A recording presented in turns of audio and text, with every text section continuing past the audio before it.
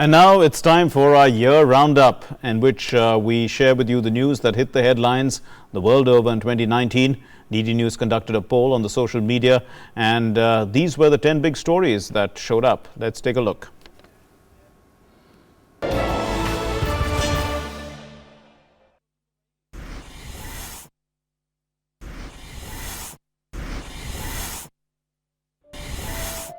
Over 1,000 people lose their lives in Cyclone Idai in Mozambique, Zimbabwe and Malawi. Around 1.8 million people had been affected after Cyclone Idai hit Mozambique in March 2019. The UN humanitarian agency OCHA said that out of the 1.8 million people in Mozambique who had been affected by the Cyclone Idai, some of them were left in a critical, life-threatening situation. UN spokesperson also said that Cyclone Idai shaped up to be the worst weather-related disaster on record in the southern hemisphere. Thousands of people even died across Mozambique, Zimbabwe and Malawi due to a serious outbreak of waterborne diseases like cholera and typhoid. The ICRC has also tripled its emergency appeal target from $10 to $30 million.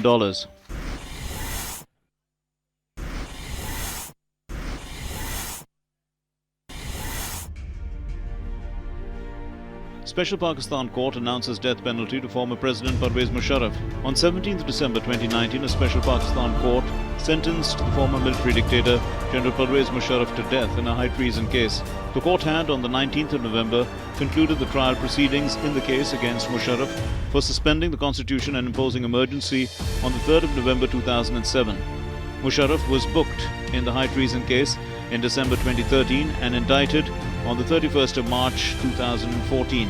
Courtesy to litigation at appellate forums, the trial was delayed and the former army chief was allowed by the courts as well as the Interior Ministry to leave Pakistan in March of 2016 on medical grounds.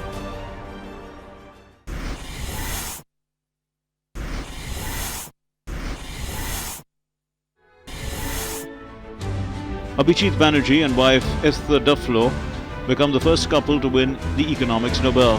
The Indian-born Abhijit Banerjee and his wife Esther Duflo, a French-American, won the 2019 Nobel Prize in Economics along with the economist Michael Kremer for their experimental approach to alleviating global poverty.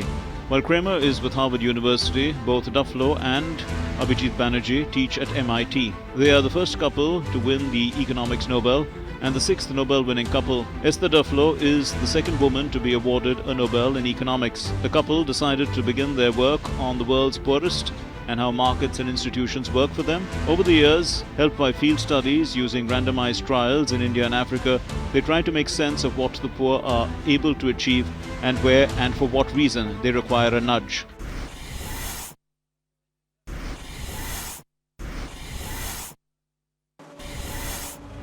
Conservative Party leader Boris Johnson wins a sweeping victory in the UK elections.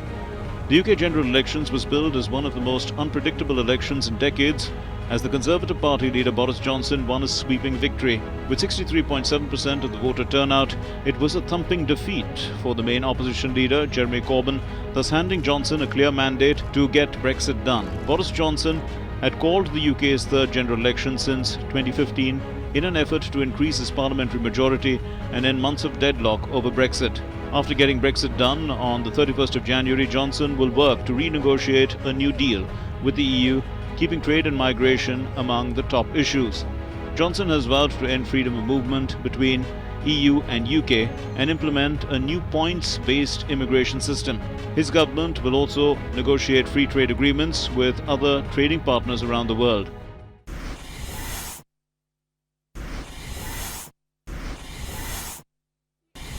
Millions across the world joined climate change protests. From handfuls of demonstrations on Pacific Islands to mass rallies in Melbourne, Berlin and New York, millions of people inspired by climate activist Greta Thunberg held global climate strikes in the year 2019. In Australia, 350,000 people came together to join protests across the country, which is suffering from soaring temperatures and warming seas. As protests took place in 500 towns and cities across Germany, the government announced a $60 billion package to cut greenhouse gases. At the UN Climate Conference in September, Greta Thunberg accused politicians of relying on young people for answers to climate change. Since then, she has become a strong voice for action on climate change and has been named Time magazine's Person of the Year for 2019.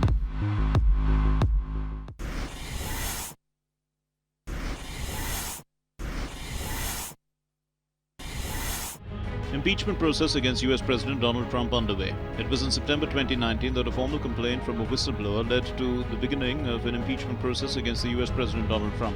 The process centers on whether or not he improperly sought help from Ukraine to boost his chances of re-election in 2020. President Trump is accused of pressuring Ukraine to dig up damaging information against Joe Biden, who is one of his main Democratic challengers for the presidency in 2020.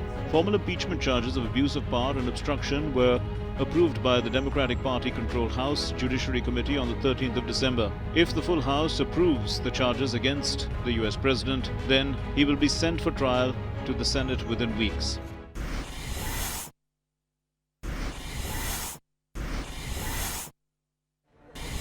Bomb blasts rock Sri Lanka, over 200 killed.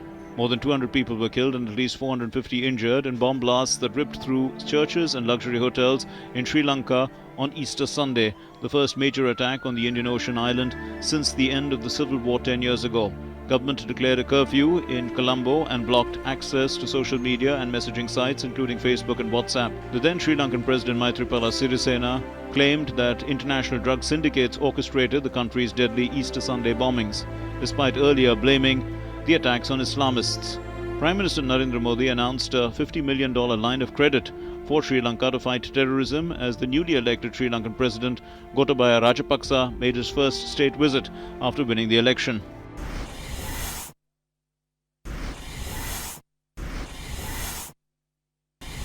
International Court of Justice directs Pakistan to ensure consular access to Kulbhushan Jadhav. On the 17th of July 2019, it was a major diplomatic victory for India in the retired naval officer Kulbhushan Jadhav's case. Jadhav was awarded the death sentence in 2017 by a Pakistani military court on charges of espionage. The ICJ stayed the execution of the sentence passed to Kulbhushan Jadhav. India had challenged the Pakistani military court's verdict, citing violation of the Vienna Convention on consular access and process of resolution. The ICJ rejected Pakistan's objections and suspended the death sentence awarded to Kulbhushan Jadhav by the Pakistani military court. The ICJ also ruled that Pakistan will have to review the entire process of the trial and conviction of Kulbhushan Jadhav and will ensure that Jadhav is not executed pending the final decision. The ICJ also noted that Pakistan breached Vienna Convention on consular relations and so Pakistan has to provide consular access to Jadhav.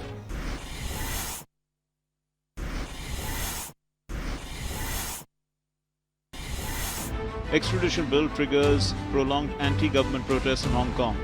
China's Special Administrative Region Hong Kong saw anti-government protests since June 2019 and the situation shows no sign of dying down. The extradition bill, which triggered protests, was introduced in April and made hundreds of thousands of people go to the streets. The bill would have allowed for criminal suspects to be extradited to mainland China under certain circumstances. Opponents said this risked exposing Hong Kongers to unfair trials and violent treatment. After weeks of protests, the chief executive, Carrie Lam, withdrew the bill in September, but demonstrations continue, and now the demand is for a full democracy and an inquiry into police actions. Clashes between police and activists have become increasingly violent, with police firing live bullets and protesters attacking officers and throwing petrol bombs.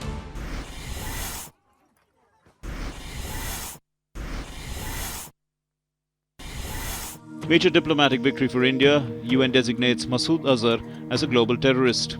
In a huge diplomatic win for India, the United Nations designated Pakistan-based Jaish-e-Mohammed chief Masood Azhar as a global terrorist on the 1st of May 2019 after finding him associated with Al-Qaeda and terror financing. The development happened after China lifted its hold on a proposal to blacklist him. In 2009 and in 2016, again India moved the proposal with P3, the US, UK and France in the UN's 1267 Sanctions Committee to ban Azhar, who was the mastermind of the Pathankot attack in January of 2016. In 2017, the P3 nations moved a similar proposal again. However, on all these occasions, China, a veto-wielding permanent member of the Security Council, blocked India's proposal from being adopted by the Sanctions Committee. After being designated as a global terrorist, Azhar is now subject to assets freeze, travel ban and an arms embargo.